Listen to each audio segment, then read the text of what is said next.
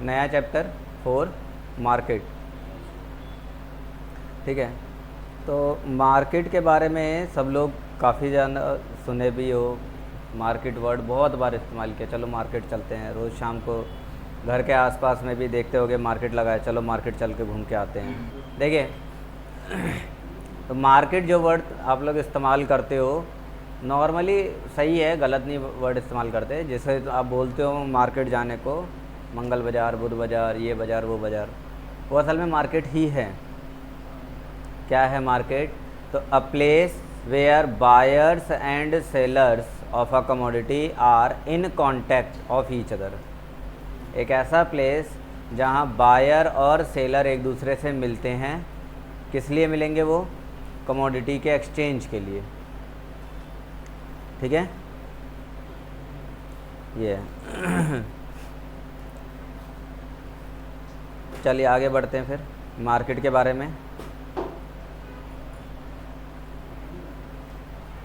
लिखोगे factors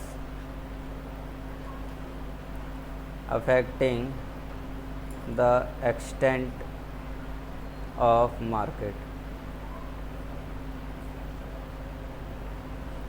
factors affecting the extent of market, वो factors जो मार्केट की डेफिनेशंस को अफेक्ट करते हैं और अच्छे से डिफ़ाइन करते हैं। मार्केट की डेफिनेशन अगर पढ़नी है, मार्केट के बारे में जानना है, तो कुछ ऐसे पॉइंट्स हैं जो स्पेशली मार्केट के लिए ही हैं।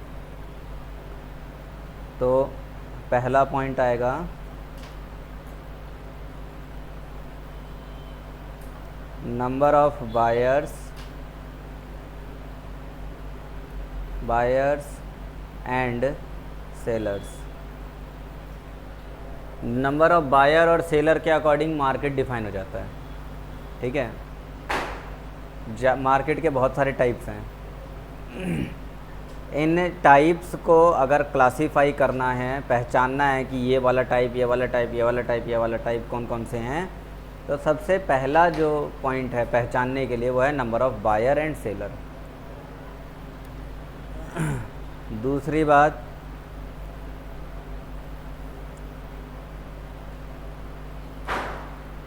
Availability of infrastructural facilities.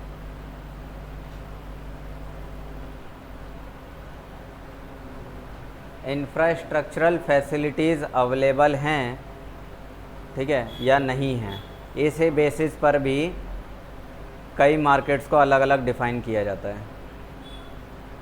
और तीसरा आ जाता है नेचर ऑफ कमोडिटी। कमोडिटी का अपना एक नेचर भी होता है, तो अलग अलग मार्केट में अलग अलग टाइप के कमोडिटीज़ बेचे खरीदे जाते हैं, जिसमें आपका आ जाता है ड्यूरेबल कमोडिटी,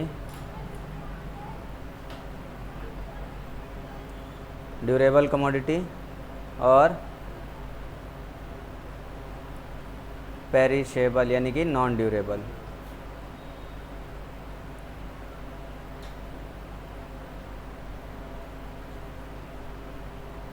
ड्यूरेबल कमोडिटी का मतलब वो कमोडिटी जो लंबे समय तक टिक जाती है ना, तो इसके लिए जो है बहुत बड़े बड़े मार्केट होते हैं, लार्ज मार्केट होते हैं ड्यूरेबल कमोडिटीज़ के। और पेरिशेबल कमोडिटी के जो मार्केट हैं वो स्मॉल होते हैं।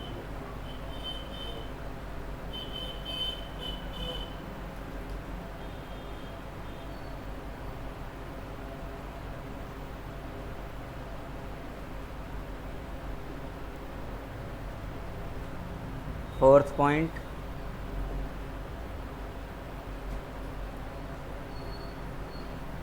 Communication facility.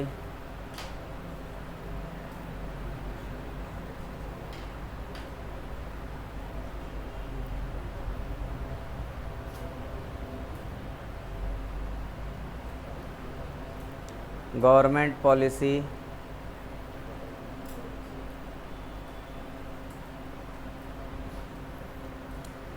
गवर्नमेंट की पॉलिसियों के बारे में तुम पहले भी पढ़ चुके होगे ना कई बार। कौन कौन सी पॉलिसी है एक बार देख लो।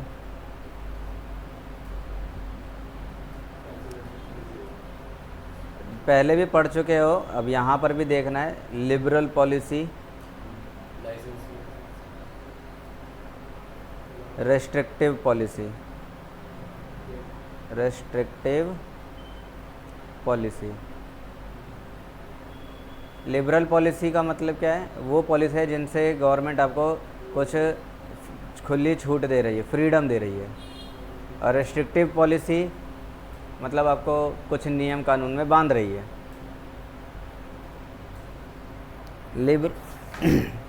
लिबरल पॉलिसी लार्ज मार्केट में चलता है और रेस्ट्रिक्टिव पॉलिसी स्मॉल मार्केट में चलता है।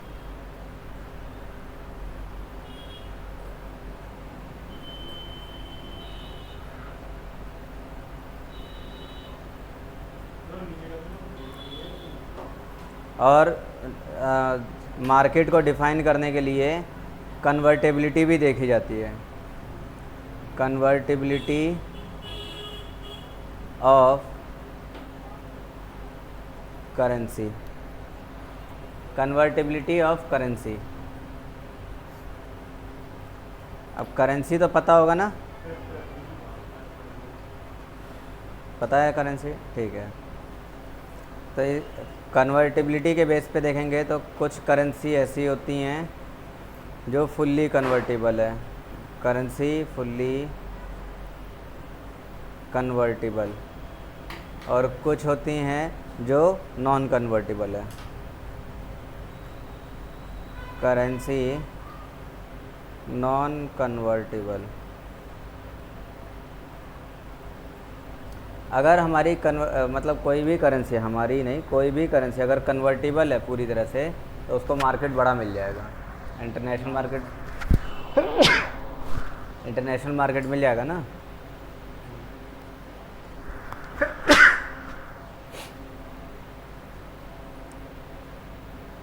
तो लार्ज मतलब अपनी सप्लाई जल्दी चेंज कर लेते हैं, अपने सप्लाई चेंज जल्दी कर हो सके। हाँ, जब मार्केट बड़ा मिलेगा, मतलब कन्वर्टिबल है, तो हम कई दूसरी कंट्रियों में भी जाकर उसे सेल कर सकते हैं ना। एक ऐसा मार्केट फिर हमारा दायरे में सीमित नहीं रहेगा, बड़ा मार्केट हो जाएगा। है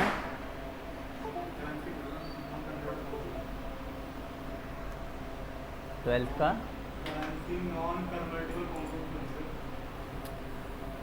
नॉन कन्वर्टिबल का मतलब जैसे हम अपने करेंसी को अब यहीं पर ही रख रहे हैं, नहीं कन्वर्ट कर रहे हैं, हम कहीं बाहर जा ही नहीं रहे हैं, तो ज़्यादा मार्केट इतना ही तो रहेगा जितना यहाँ पर है। हाँ, वो नहीं करते हैं। वैसे होने को तो अब इस वक्त सारे ही होते हैं, ठीक है। पहले जैसे नहीं होता था तो रुपये का कन्वर्जन नहीं होता था जल्दी। जब इंटरनेशनल मार्केट में गए ही नहीं थे तब रुपये का कन्वर्जन नहीं होता था। तो ऐसे में क्या था, मार्केट हमारा छोटा ही था, ज़्यादा अपना ही देश या वो देश जहाँ रुपया है ना, इसके अलावा तो और कहीं नहीं जाते थे। हाँ, कन्वर्टिबल हो गया तो अब मार्केट फैल गया हमारा।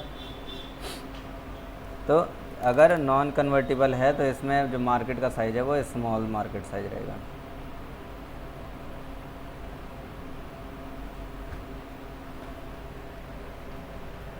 ये कुछ फैक्टर्स हैं जिनके बेसिस पर मार्केट्स का क्लासिफिकेशन हो जाता है।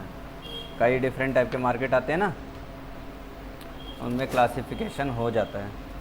ठीक है, आगे बढ़ते हैं अगले टॉपिक पर।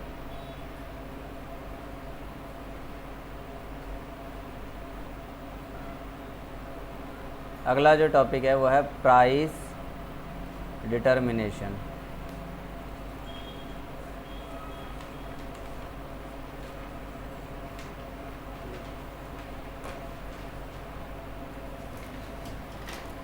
प्राइस डिटर्मिनेशन, कोई भी मार्केट है, उस मार्केट में अगर गुड्स का प्राइस डिटरमाइन करना है तो उसके क्या तरीके हैं। प्राइस डिटर्मिनेशन देखना है हमें किसी भी मार्केट में। तो मार्केट में अगर प्राइस डिटरमाइन करेंगे तो या तो बायर के अकॉर्डिंग प्राइस डिसाइड हो जाएगा या सेलर डिसाइड करेगा प्राइस।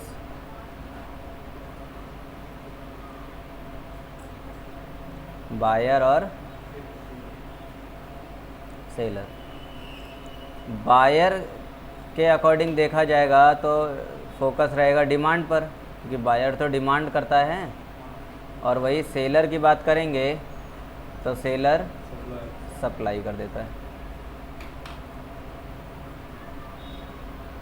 डिमांड जो भी चल रही होगी ये किसके अकॉर्डिंग चल रही होगी? According to law of demand.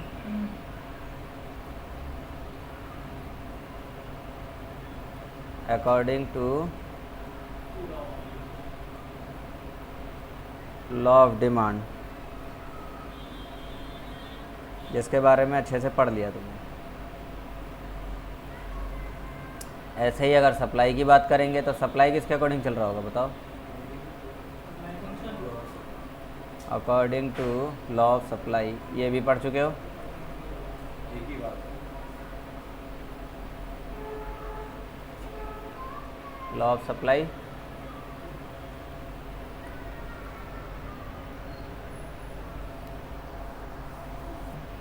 तो दोनों ही अपना अपना नज़रिया दिखाएंगे, बायर भी और सेलर भी, दोनों के नज़रिए से देखा जाएगा।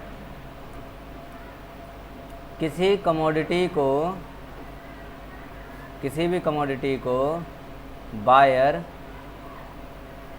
परचेज करना चाहेगा, हैं? तो बायर का अपना रहेगा कि वो उसे डिमांड प्राइस उसकी रखेगा, वो मान लो 10 रुपये रख देता है, कहता है कि मैं 10 रुपये दूंगा। सेलर ने अपना सप्लाई प्राइस रखा था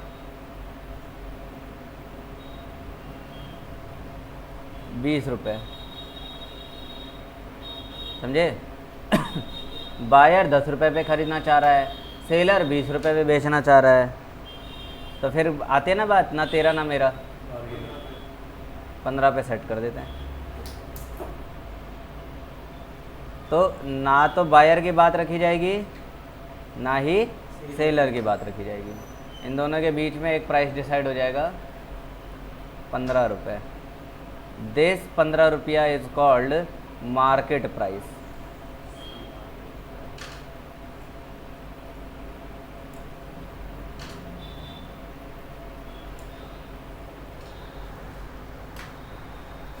ठीक है, मार्केट में ऐसा ही होता ही है, बायर भी गए सेलर भी गए।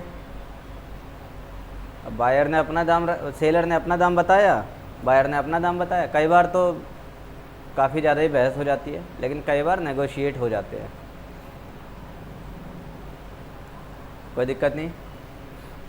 मार्केट प्राइस हो गया। अब आगे बढ़ते हैं, प्राइस मैकेनिज़्म। तो एक मार्केट में प्राइस कैसे डिसाइड हुआ वो तो पता चल गया है ना? इसी को प्राइस मैकेनिज़्म कहा जाता है।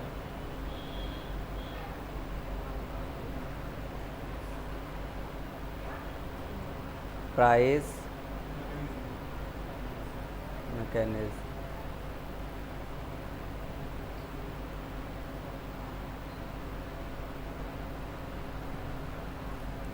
हिंदी में इसे कहते हैं कि कीमत निर्धारण।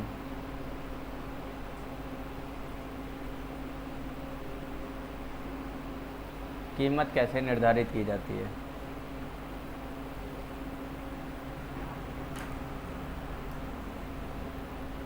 लिखें,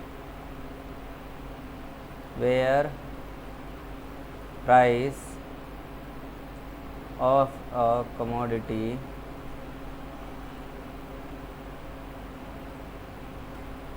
is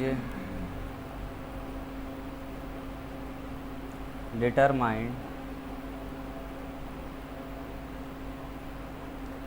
with the interaction of demand and supply of commodity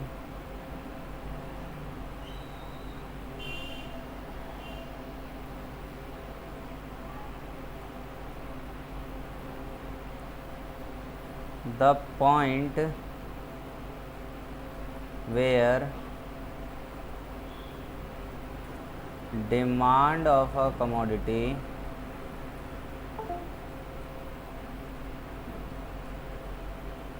क्या हो गया इसको, demand of a commodity equals to its supply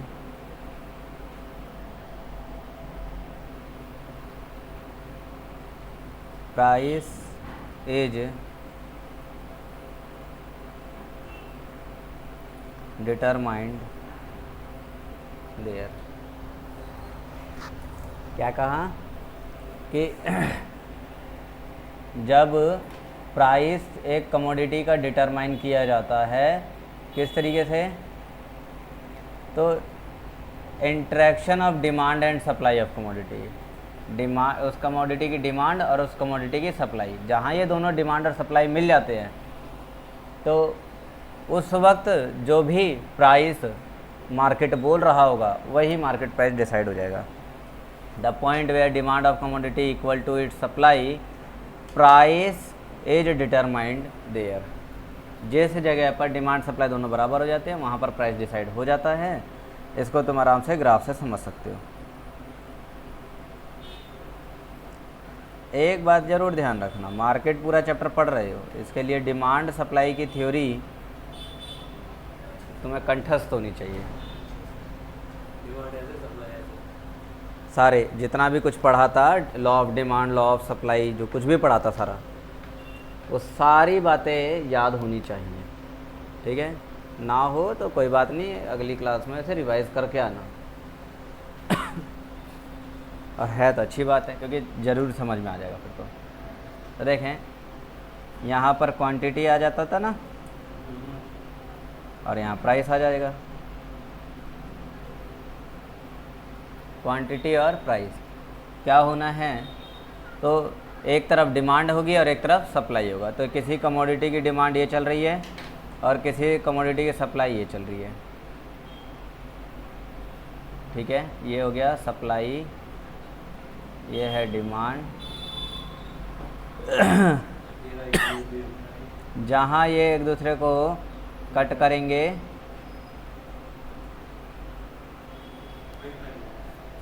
तो इस कट पॉइंट पे हम जोड़ेंगे, तो ये है ना प्राइस, ये है मार्केट प्राइस,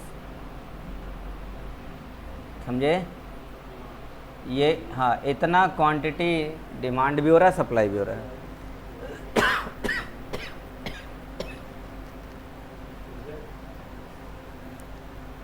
और ये शायद वहाँ पर भी बताया था कि इसे ई यानी कि इक्विलिब्रियम कहा जाता है। असल में इसी को कहा जाता है मार्केट इक्विलिब्रियम। अब बात ये है कि क्या ये प्राइस चेंज हो जाता है? हाँ हो जाता है। जो मार्केट प्राइस हमने देखा, क्या ये चेंज हो जाएगा? सीधा सीधा इसका जवाब है कि अगर जो डिमांड सप्लाई में कोई भी बदला, या तो डिमांड बदल गया या सप्लाई बदल गया, तो ऑब्वियसली प्राइस चेंज होगा ही होगा। डिपेंड ये करता है कि कौन बढ़ रहा है, डिमांड मतलब कौन चेंज हुआ है, डिमांड चेंज हुआ है या सप्लाई चेंज हुआ है। डिमांड का चेंज पॉजिटिवली इफेक्ट दिखाता है प्राइस पर, डिमांड बढ़ा पॉजिटिव प्राइस बढ़ा, डिमांड घटा प्राइस घटा, समझे। और सप्लाई का चेंज नेगेटिवली असर दिखाता है, सप्लाई बढ़ा तो प्राइस घटेगा और सप्लाई घटा तो प्राइस बढ़ेगा। बस उसी को यहाँ पर डायग्राम से समझना है। तो समझते हैं केस नंबर 1। क्या है case? When supply curve remains constant. Supply curve constant रहेगा तो इसका मतलब कौन चेंज होगा? अगर सप्लाई कर्व कांस्टेंट है तो डिमांड चेंज होगी, हाँ। है ना? तो हम डिमांड को ही चेंज करेंगे। पहला केस डिमांड इंक्रीज हो गई, डिमांड इंक्रीजेस, ठीक है। और दूसरा केस डिमांड डिक्रीजेस।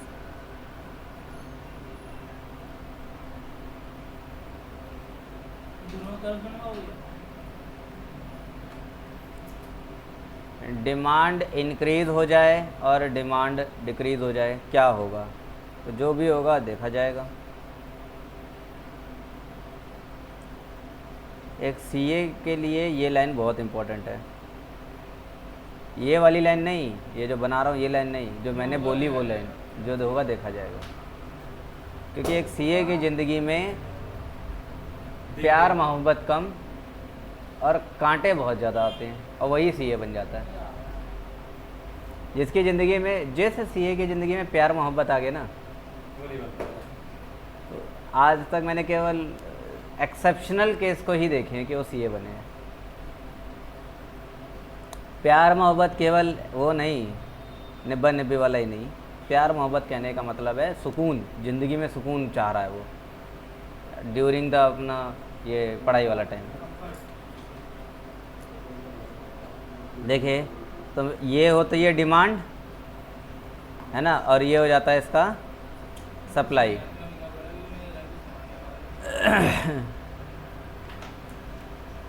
डिमांड और सप्लाई। देखिए मैं क्या कह रहा हूँ कि सप्लाई कर्व तो कांस्टेंट है, नहीं चेंज होने वाला, तो चेंज कौन होगा? डिमांड। और डिमांड क्या हो रहा है? डिमांड हो रहा है इंक्रीज़। और ये डिमांड थ्योरी में पढ़ाया था कि डिमांड जब इंक्रीज़ होगा तो ये राइटवर्ड शिफ्ट होगा। पढ़ाया था ना, राइटवर्ड शिफ्ट हो जाएगा कर्व। तो हालात क्या हैं? पहले हालात यहाँ थे इक्विलिब्रियम के लिए,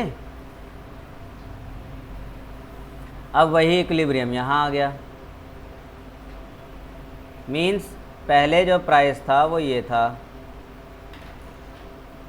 अब जो प्राइस है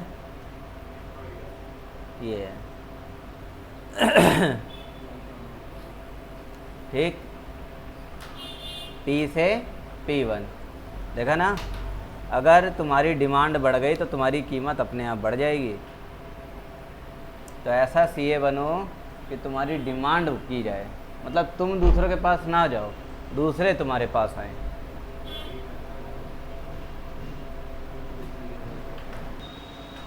इक्विलिब्रियम प्राइस, इक्विलिब्रियम प्राइस कहाँ मिलेगा? पहले ई पर था, अब ये E1 पर आ गया, यानी कि बढ़ गया या कम हो गया? बढ़ गया। तो इक्विलिब्रियम प्राइस इंक्रीज हो गया। और इक्विलिब्रियम, इक्विलिब्रियम क्वांटिटी की बात करें तो क्वांटिटी तो वो भी तो बढ़ता हुआ दिख रहा होगा। पहले ये था, अब ये आ गया। पहले था Q, अब हो गया Q1, तो ये भी इंक्रीज हो गया। दूसरे की बात करें, डिमांड अगर डिक्रीज़ हो जाती है तो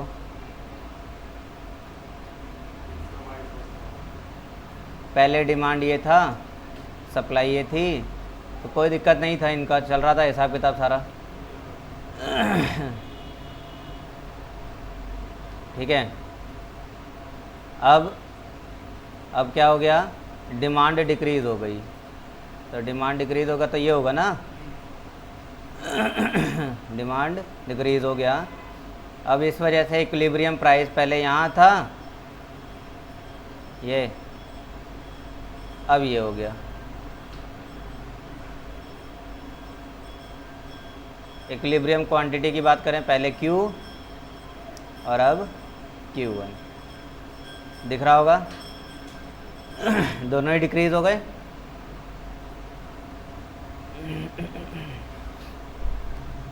इनके बारे में लिखें। तो इक्विलिब्रियम प्राइस की बात करें तो क्या हो गया, डिक्रीज,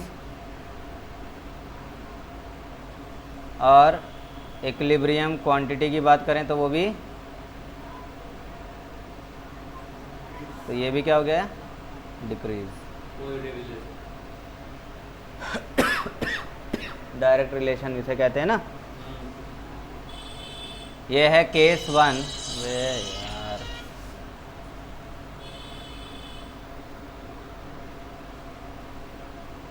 ये था हमारा केस 1, जब हमारा सप्लाई कांस्टेंट रहेगा। केस नंबर 2 पर पहुंचते हैं।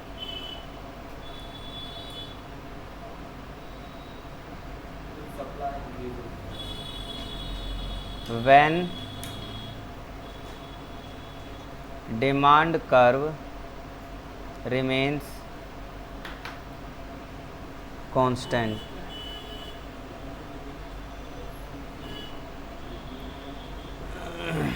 Demand curve remains constant.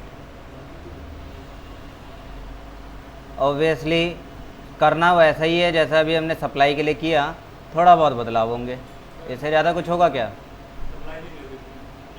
अब की बार सप्लाई चेंज होगा। पहली बात, सप्लाई इंक्रीज होगी, और जो दूसरी बात है वो है सप्लाई डिक्रीज होगी।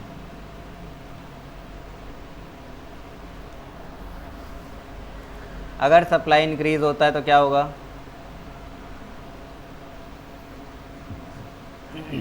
देखो पुराना डिमांड ये है और पुराना सप्लाई ये है।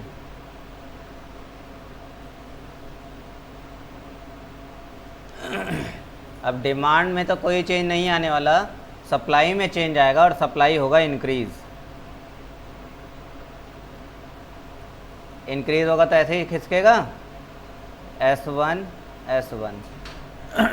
अच्छा, पीछे इनमें D1 डाल देना, यहाँ ये इनके नाम नहीं दिए थे ना।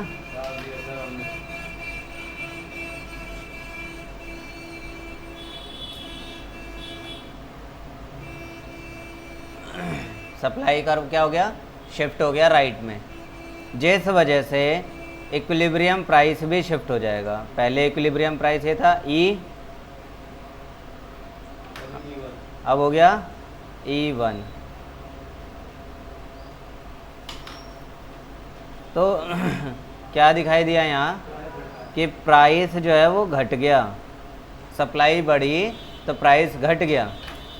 लेकिन क्वांटिटी की बात करें तो पहले क्या था, क्वांटिटी यहाँ थी और अब Q1, तो क्वांटिटी बढ़ गई, प्राइस घट गया, क्वांटिटी बढ़ गई। इतना ही तो हुआ। इफेक्ट देखा जाए, इक्विलिब्रियम प्राइस वो तो डिक्रीज हो गया, और इक्विलिब्रियम क्वांटिटी की बात करें तो ये इंक्रीज हो गया।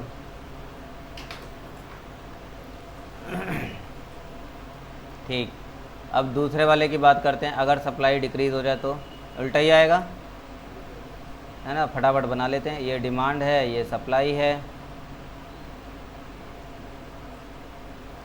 सप्लाई हो गया डिक्रीज, डिक्रीज होगा तो पुराना यहाँ आ जाएगा। अब इक्विलिब्रियम देखेंगे तो पहले इक्विलिब्रियम यहाँ था, प्राइस है ना E, और क्वांटिटी ये थी। अब इक्विलिब्रियम बढ़ गया, प्राइस बढ़ गया, लेकिन जो क्वांटिटी है वो कम हो गए। तो यानी कि प्राइस बढ़ने वाला काम कब हो रहा है, जब सप्लाई कम हो जाती है। सप्लाई कम तो प्राइस बढ़ गया, लेकिन क्वांटिटी कम हो गई। लिखा जाएगा इक्विलिब्रियम प्राइस वो तो इंक्रीज़ हो गया, और वहीं अगर इक्विलिब्रियम क्वांटिटी की बात करें तो ये डिक्रीज़ हो गया। अगले केस पर आते हैं, केस नंबर 3। देखो केस नंबर 3 है, when demand and supply curve both change equally, है ना, दोनों ही बराबर ही चेंज हो रहे हैं, मतलब बढ़े हैं तो दोनों बराबर बराबर बढ़ रहे हैं और घटेंगे तो दोनों बराबर ही घटेंगे। तो इसमें भी हमारे पास दोनों केस आ जाते हैं।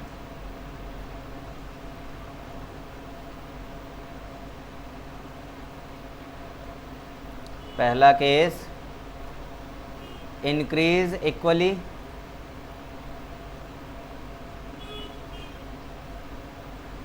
इंक्रीजेस इक्वली, और जो दूसरा केस है वो है डिक्रीजेस इक्वली।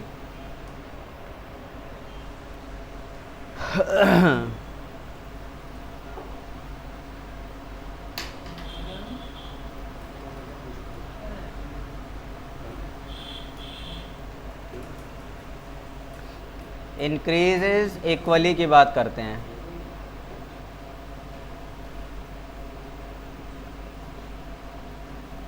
देखें तो ये डिमांड है, ये सप्लाई है,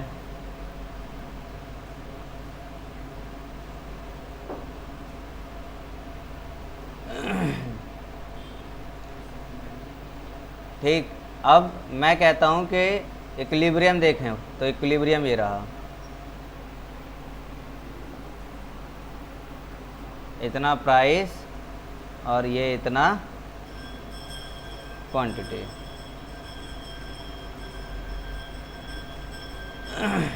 अगर दोनों को इंक्रीज कर दिया जाए, दोनों को इंक्रीज किया जाए तो क्या होगा, जैसे ये डिमांड इंक्रीज किया मैंने,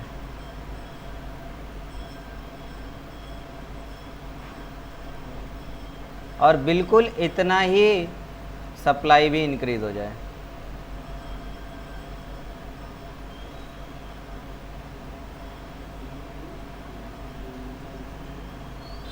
थोड़ा इसको ध्यान से करना पड़ेगा।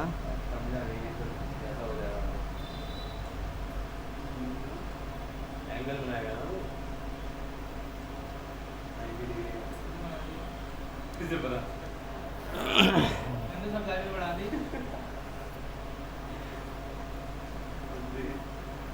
लटवाना ने लाल से लिख दिया मैंने तो।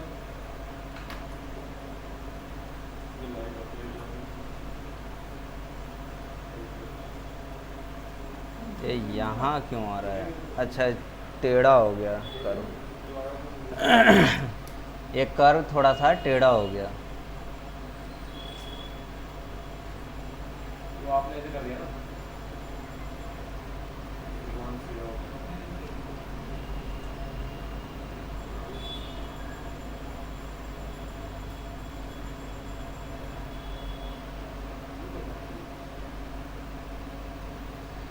ये हो गया डिमांड कर्व, टेढ़ा हो गया थोड़ा सा, चलो ऐसे ले लेते हैं, ये डिमांड और ये हो गया सप्लाई।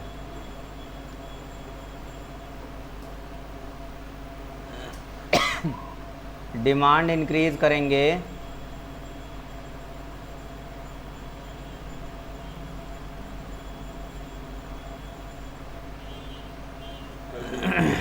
ये डिमांड इंक्रीज हो गया और ये जहाँ से सप्लाई भी इंक्रीज कर देंगे।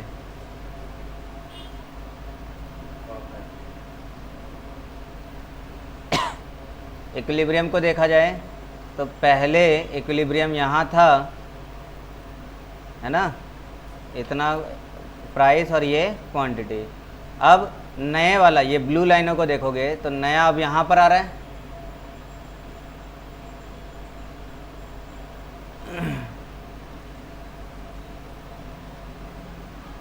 तो नया वाला कहाँ आ रहा है, ये प्राइस तो देखोगे तो वही रहा लेकिन क्वांटिटी बढ़ गई। दैट मीन्स हम कह सकते हैं कि अगर एक इंक्रीज होता है और बराबर बराबर इंक्रीज होता है तो ऐसे में हमारे इक्विलिब्रियम प्राइस में कोई चेंज आएगा, नो चेंज, नो चेंज यानी कि कांस्टेंट है। और इक्विलिब्रियम क्वांटिटी की बात करें तो ये बढ़ जाएगा, इंक्रीजेस। ठीक, ओके। नेक्स्ट डिक्रीज़ के लिए देखें तो डिक्रीज़ के लिए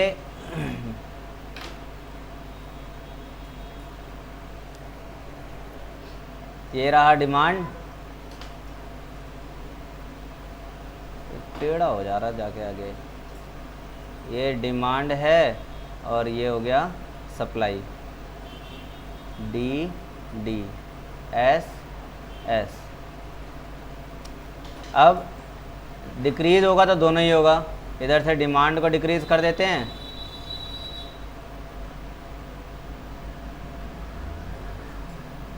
ओहो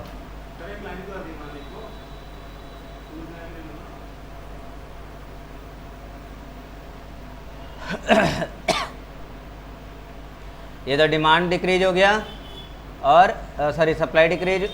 अब सप्लाई डिक्रीज करते हैं, डिमांड डिक्रीज हो गया, अब सप्लाई को ये कर दिया मैंने decrease, S1 S1 D1 D1, इधर मैंने लिखा नहीं था S1 S1।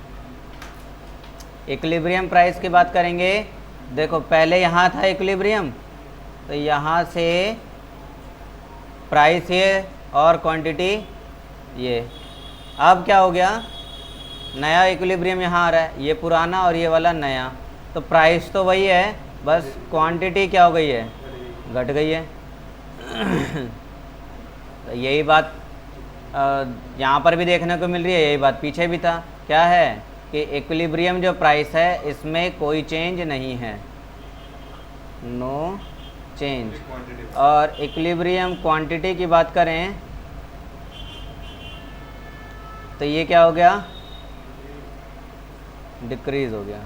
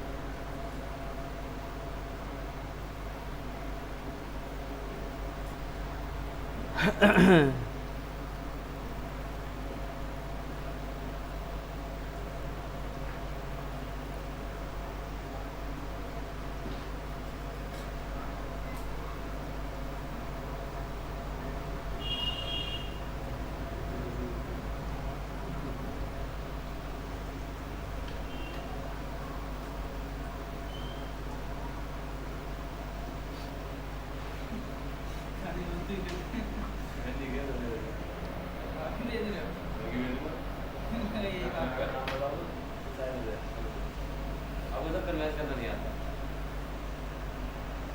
आप अपना टाइम आगे पीछे कर दूंगा। ऐसा नहीं होता। तुम बोलोगे तो ज्यादा इम्पोर्टेंट होता है रीडिंग के लिए। आगे बढ़ें।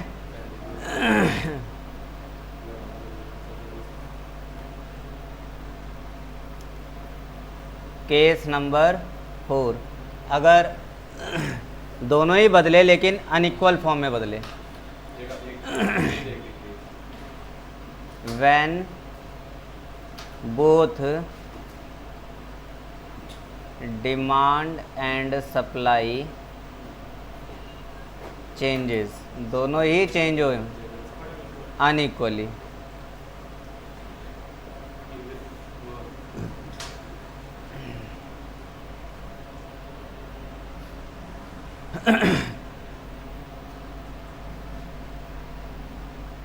जैसे डिमांड और सप्लाई दोनों बढ़ रही है लेकिन डिमांड ज़्यादा बढ़ गया सप्लाई के मुकाबले, या डिमांड कम बढ़ रहा है सप्लाई ज़्यादा बढ़ गई।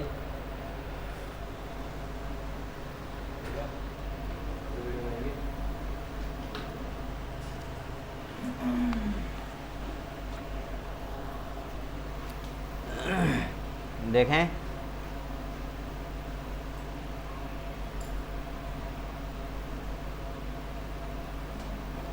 तो इसमें जो पहला केस है डिमांड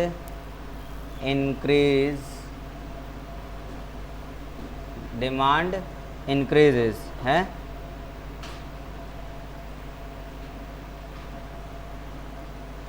सप्लाई डिक्रीजेस।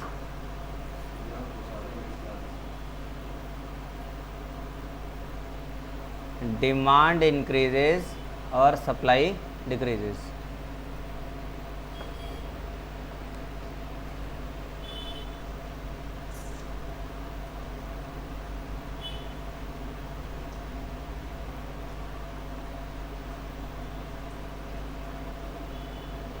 ये है डिमांड, ये है सप्लाई।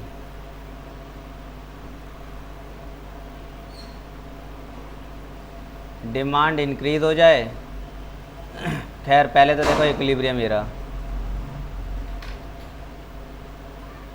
प्राइस ये है। अब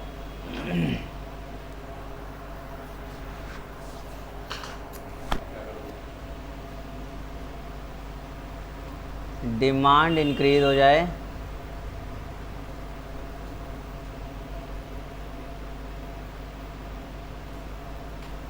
और सप्लाई डिक्रीज हो जाए।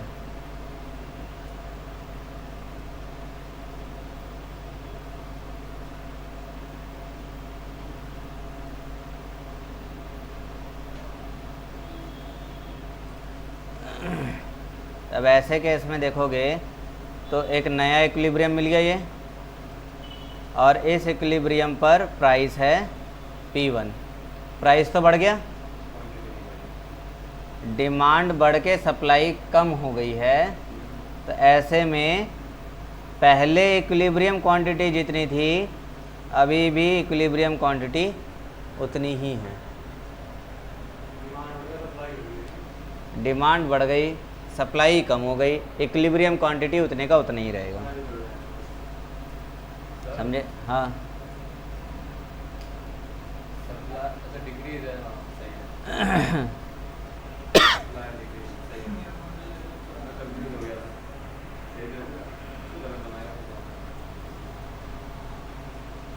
तो देखो इक्विलिब्रियम प्राइस का क्या हुआ,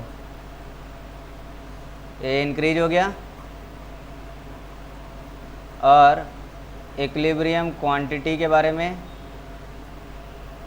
इक्विलिब्रियम क्वांटिटी का क्या हुआ, ये नो चेंज, रिमेन्स कांस्टेंट।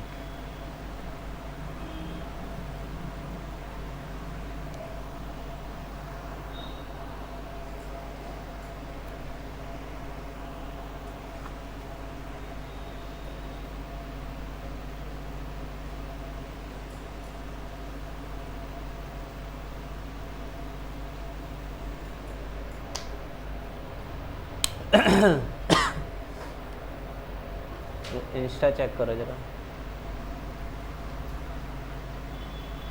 अरे इसी में चेक कर लेना।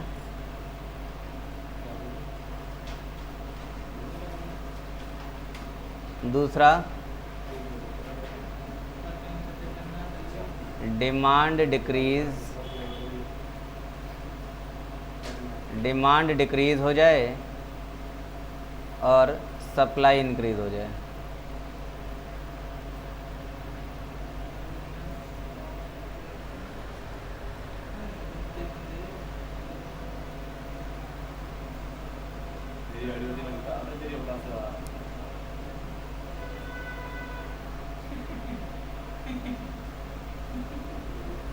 बहुत हार्ड होता है जो होता है। जितना हो गया है वो लिख दो कि इतना तो हो गया, दो तो हो गए। हार्ड होता है कि नहीं? अब वो तुम्हें कैसा लगा?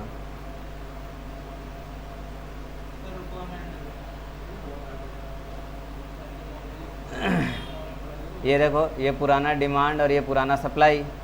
अब बात ये है कि डिमांड डिक्रीज़ हो जाए और जो सप्लाई है वो इंक्रीज़ हो जाए। पुराना इक्विलिब्रियम यहाँ पर है, ये पुराना प्राइस और ये पुराना क्वांटिटी।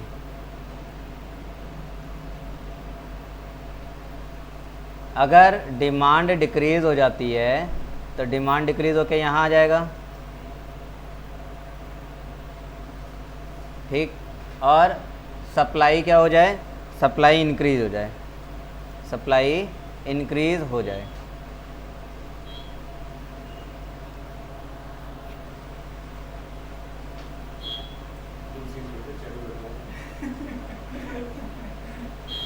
ये डिमांड है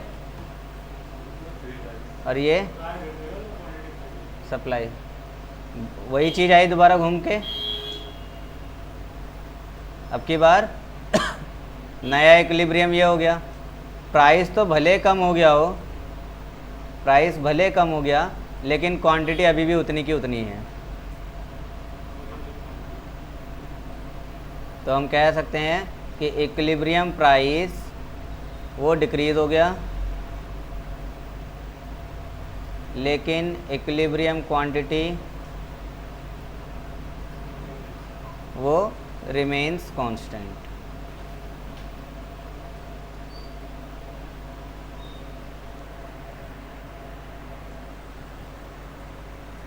आगे बढ़ें, देखो कर लिया पूरा। अब आगे की कहानी, यही केस नंबर 4 जो है ना, ये भी और चलेगा आगे।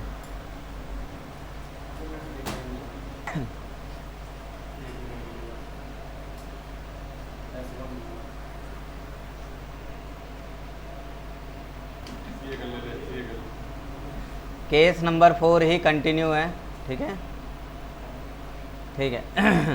क्या केस है, अभी हमने पीछे देखा कि डिमांड सप्लाई दोनों चेंज हो रहे हैं, डिमांड बढ़ रहा है सप्लाई घट रही है, या डिमांड घट रही है सप्लाई बढ़ रही है। बात क्लियर? अभी भी वही है कि डिमांड सप्लाई दोनों चेंज होंगे, लेकिन C point, demand increase more than supply. Demand increase हो जाए मोर देन सप्लाई, तब क्या होगा,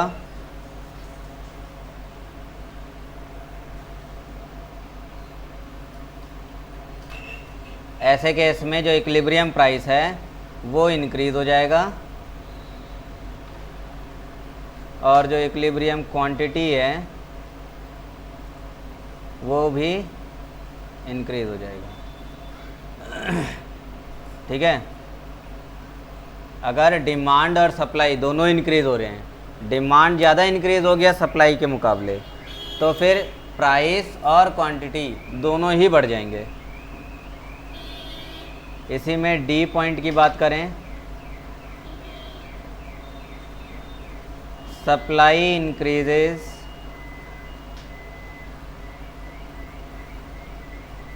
मोर देन डिमांड।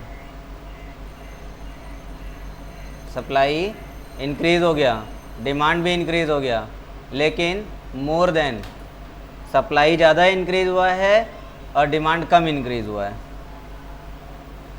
ऐसे में देखो, लॉजिकली आंख बंद करके तुम एक बार सोचोगे तो इसका आंसर मिल जाएगा। अगर सप्लाई ज़्यादा बढ़ रही है, डिमांड कम बढ़ रही है, तो अल्टीमेटली हुआ तो यही ना कि सप्लाई ज़्यादा रह गई और डिमांड कम, और सप्लाई ज़्यादा है डिमांड कम है तो प्राइस गिरेगा। क्लियर है?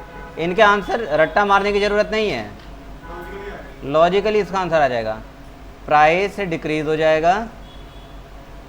और वही अगर क्वांटिटी की बात करेंगे, शॉर्ट में लिख देता हूँ, क्या इतना बड़ा बड़ा लिख रहा हूँ मैं, क्वांटिटी की बात करेंगे तो क्वांटिटी क्या हो जाएगा, क्वांटिटी इंक्रीज हो जाएगा।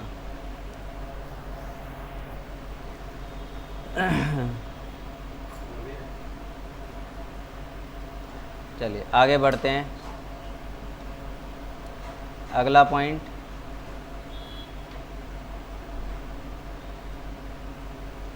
डिमांड डिक्रीज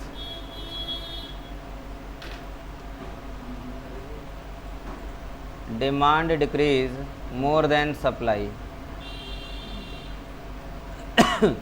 डिमांड डिक्रीज हो रहा है, लेकिन सप्लाई से ज़्यादा, डिमांड और सप्लाई दोनों ही डिक्रीज हो रहे हैं, डिमांड ज़्यादा डिक्रीज हो गया, सप्लाई कम।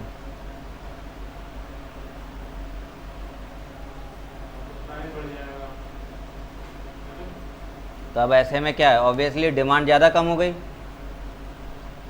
देखो सप्लाई और डिमांड दोनों ही डिक्रीज हो रहे हैं, लेकिन सब डिमांड ज़्यादा डिक्रीज हो गई, सप्लाई कम डिक्रीज हुई, तो अभी भी तो सप्लाई ज़्यादा ही रही, डिमांड प्राइस घट जाएगा। प्राइस घट जाएगा। मतलब सप्लाई कांस्टेंट है ना। अरे सप्लाई डिमांड दोनों डिक्रीज हो रहे हैं, उस हिसाब से सप्लाई ज़्यादा, सप्लाई ऊपर बढ़ी हुई है तो प्राइस जो है, प्राइस डिक्रीज हो गया एज कम्पेयर टू और क्वांटिटी भी डिक्रीज हो गई।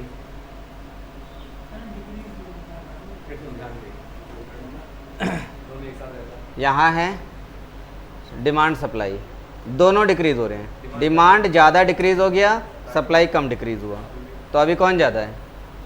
सप्लाई ज़्यादा का मतलब प्राइस कम या ज़्यादा?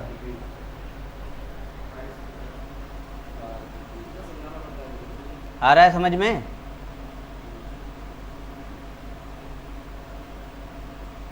इसके बाद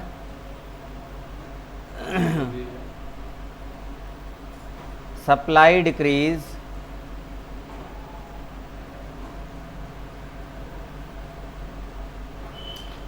मोर देन डिमांड।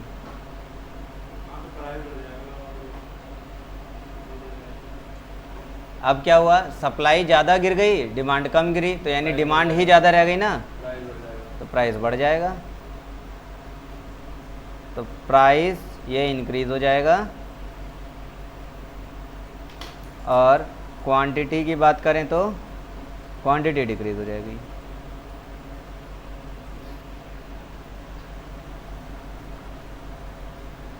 लिखना जरूरी है।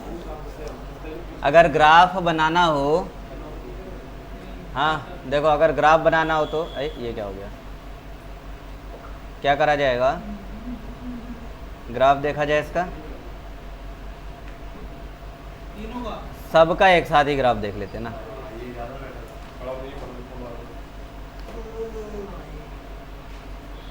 यहाँ पर क्वांटिटी यानी कि डिमांड सप्लाई, और यहाँ प्राइस।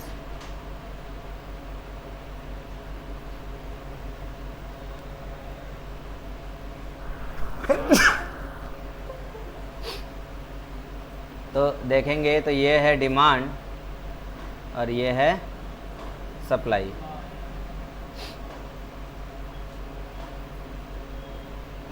चलो डिमांड बढ़ गई तो ऐसा होगा,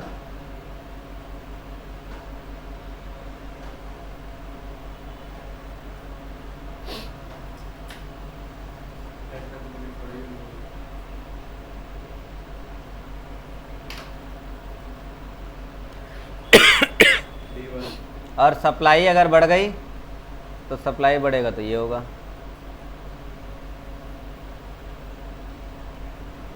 ये सप्लाई वन, ये डिमांड वन, कोई शक नहीं है। अगर जो डिक्रीज हुआ तो, अगर डिमांड डिक्रीज हो जाती है तो ऐसा कुछ होगा, और अगर सप्लाई डिक्रीज हो जाता है तो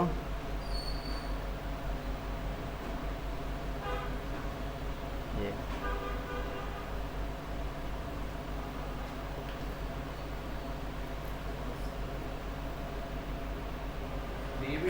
नोट डाल दो ना। अच्छा हाँ 2 होगा, सॉरी गलत डाल दिया।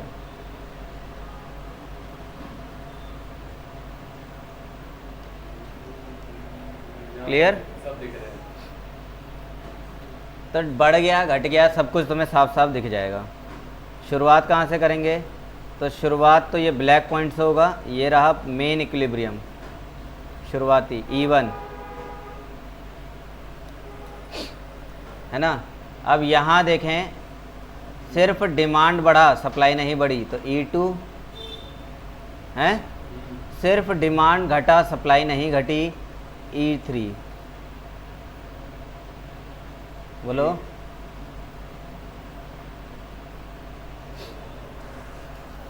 हो गया। डिमांड सप्लाई दोनों बढ़ गए, E4 डिमांड बढ़ा ही नहीं केवल सप्लाई बढ़ा, E5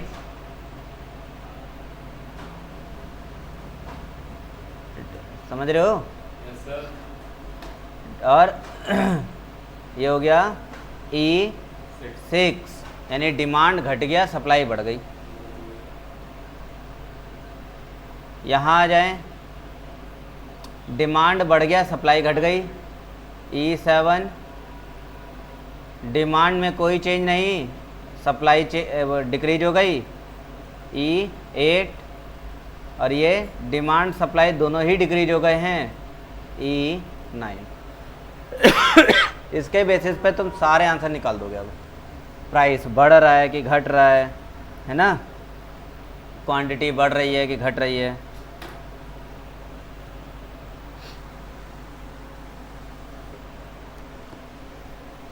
क्या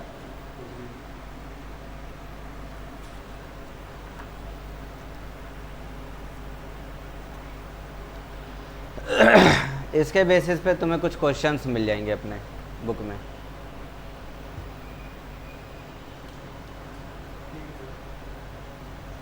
ठीक है, अब थोड़ा सा पीछे का टॉपिक जो इसमें जोड़ा जाएगा। कॉस्ट थ्योरी हो गया था, production and cost theory. Production and cost theory हो गई थी। ठीक है, अब वहीं से आगे कनेक्ट करेंगे तो रेवेन्यू आ जाता है। ये सारे चैप्टर एक साथ मिले हुए हैं ऐसे। प्रोडक्शन के बेसिस पर कॉस्ट के बेसिस पर रेवेन्यू, फिर मार्केट जो है वो कनेक्टेड है रेवेन्यू से। नहीं, डिमांड सप्लाई से तो है ही, और रेवेन्यू से भी है। डिमांड सप्लाई से क्या, वो तो पूरी तरह से उसी पर ही बेस्ड है, तो वो तो हमने देख लिया। अब उसके बाद ये रेवेन्यू से भी कनेक्टेड है, तो कॉस्ट भी रेवेन्यू से कनेक्टेड है और मार्केट भी रेवेन्यू से कनेक्टेड है। तो पहले रेवेन्यू को थोड़ा सा पढ़ लेना जरूरी है। रेवेन्यू को पढ़ लेंगे, फिर हम मार्केट को रेवेन्यू से कनेक्ट कर देंगे।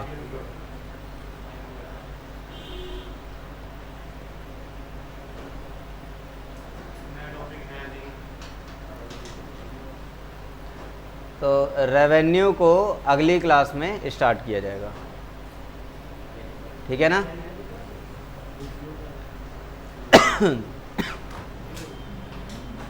मार्केट इक्विलिब्रियम वाला चैप्टर ख़त्म हो गया। अब रेवेन्यू को स्टार्ट करेंगे, और उसके रेवेन्यू को स्टार्ट कर लेने के बाद देखेंगे कि मार्केट कितने टाइप के हैं।